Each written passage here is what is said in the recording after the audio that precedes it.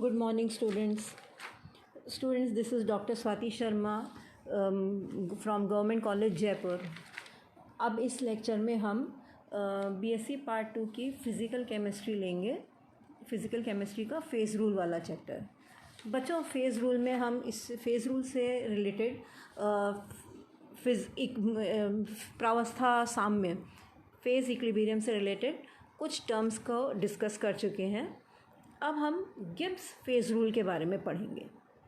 बच्चों, पिछली बार second year physical की कॉपी चेक करते हुए मैंने ये देखा कि गिब्स फेज़ रूल में बच्चों ने पता नहीं कौन कौन सी इक्वेशंस दी हुई थी, जिसमें नर्न्स्ट इक्वेशन और कोई केमिकल इक्विलिब्रियम से रिलेटेड दूसरी इक्वेशंस, तो कोई इलेक्ट्रोलिटिक सेल की इक्वेशन, पता नहीं क्या क्या दिया हुआ था।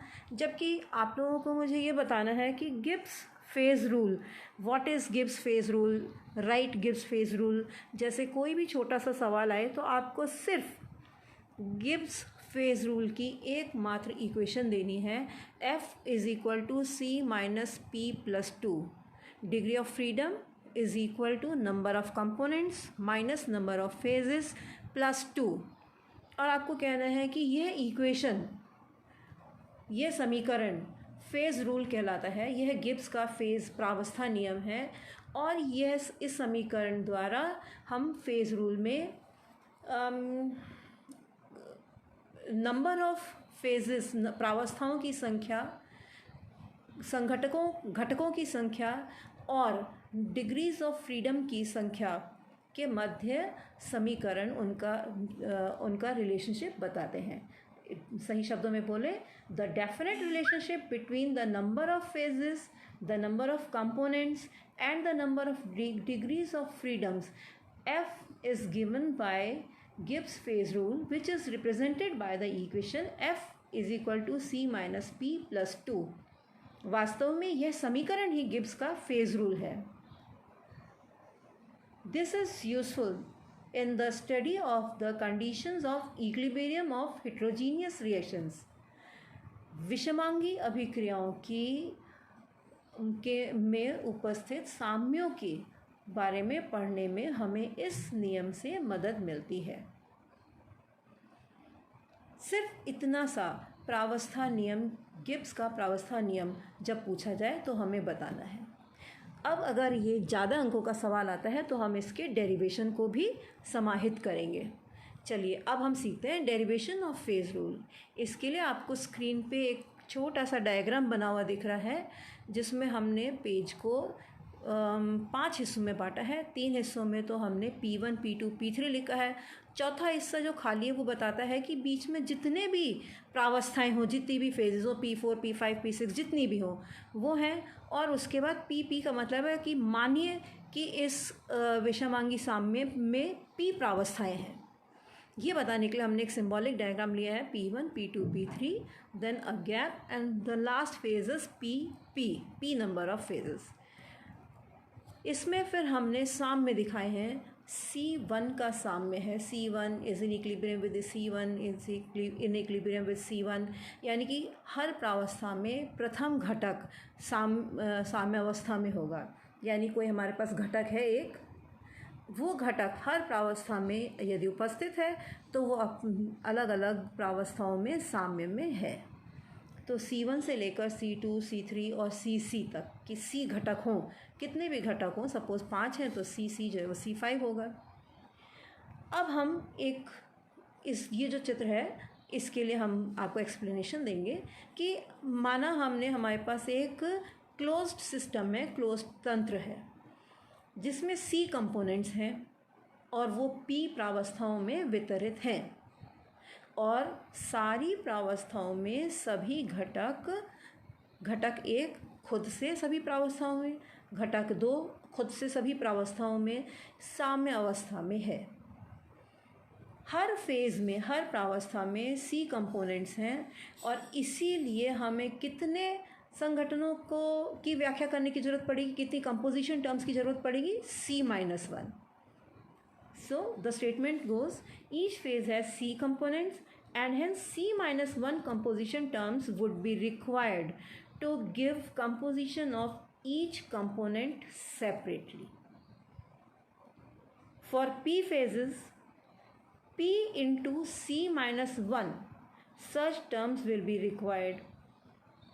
यानी कि P प्रावस्था है तो C कंपोनेंट के लिए P multiplied by C minus 1 terms की आवश्यकता पड़ेगी।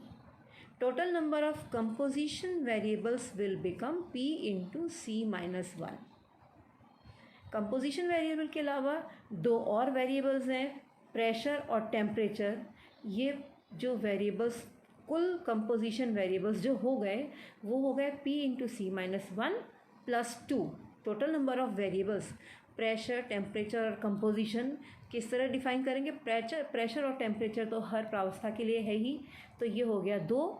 और कंपोजिशन वेरिएबल्स कितने हैं? P into C minus 1। अब हम कैलकुलेट करेंगे नंबर ऑफ अननेसेसरी वेरिएबल्स। हमारे को कितने वेरिएबल्स की आवश्यकता, इन टोटल नंबर ऑफ वेरिएबल्स में से कितने वेरिएबल्स अनावश्यक हैं। So now we are considering और we are calculating number of unnecessary variables. Total number of variables हमने पहले देखा, एक बार फिर से देखिए। टोटल नंबर ऑफ वेरिएबल्स है P into C minus 1 plus 2। Total number of unnecessary variables अब हम कैलकुलेट करते हैं। अननेसेसरी वेरिएबल्स का क्या मतलब हुआ? अगर एक कंपोनेंट दो फेजेस में डिस्ट्रीब्यूटेड है तो एक कंसंट्रेशन टर्म की ज़रूरत नहीं है। एक कंसंट्रेशन टर्म हम बताएंगे तो दूसरा इक्विलिब्रियम में है तो वो हमें खुद पता चल जाएगा।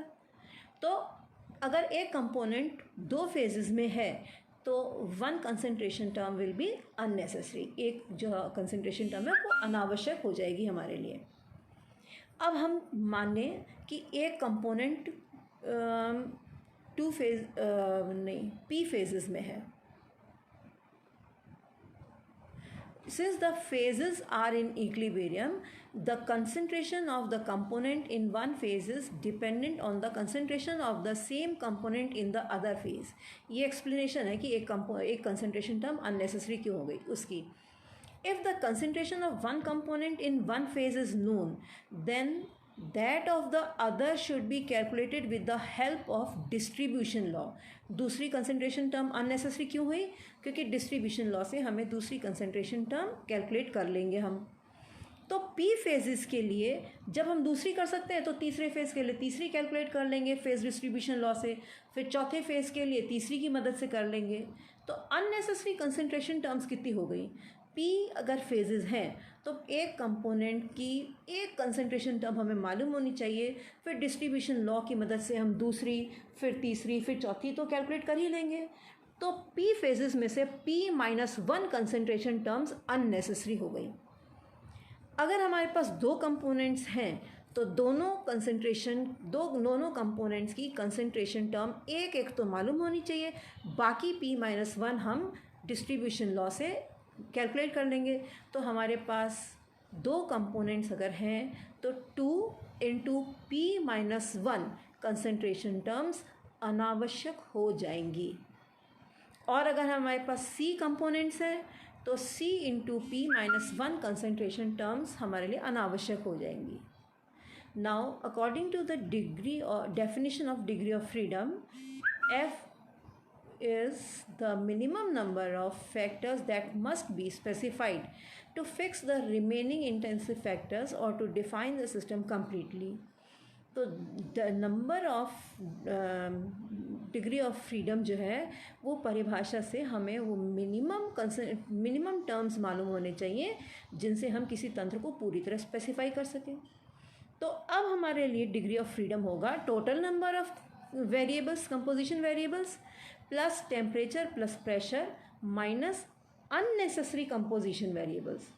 तो हमारे पास total number of composition variables निकला था P इंटू सी माइनस 1। तो हमारे डिग्री ऑफ फ्रीडम हो जाएगा F is equal to P into C minus 1 plus 2। ये 2 किसके लिए है? एक टेम्परेचर और एक प्रेशर के लिए। ये तो हो गए total number of variables plus 2 essential variables minus total number of unnecessary composition terms क्या होंगी? Total number of unnecessary composition terms हमने कैलकुलेट की C इंटू P माइनस 1। तो F is equal to solve करने पर, जैसा कि स्क्रीन में दिख रहा है, PC minus P plus two minus C P plus C, में से PC और CP तो कट गया क्योंकि अपोजिट साइन के साथ है. F comes out to be C minus P plus 2 and this is the Gibbs phase rule. Okay, आज अब इस लेक्चर में इतना ही. नेक्स्ट लेक्चर में हम गिब्स फेज रूल का थर्मोडायनेमिक डेरिवेशन देखेंगे. सो बाय.